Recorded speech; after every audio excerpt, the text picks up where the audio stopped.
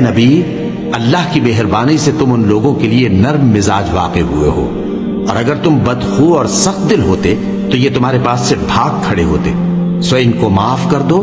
اور ان کے لیے اللہ سے مغفرت مانگو، اور اپنے کاموں میں ان سے مشورت لیا کرو،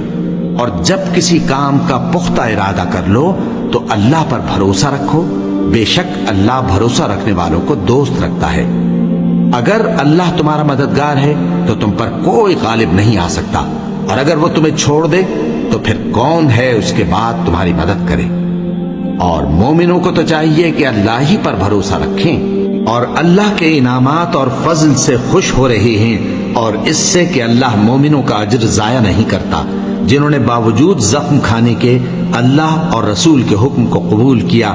جو لوگ ان میں نیکوکار اور پرہیزگار ہیں ان کے لیے بڑا ثواب ہے۔ جب ان سے لوگوں نے آ کر بیان کیا کہ کفار نے تمہارے مقابلے کے لیے لشکر کثیر جمع کیا ہے تو ان سے ڈرو، تو ان کا ایمان اور زیادہ ہو گیا، اور کہنے لگے ہم کو اللہ کافی ہے اور وہ بہت اچھا کارساز ہے۔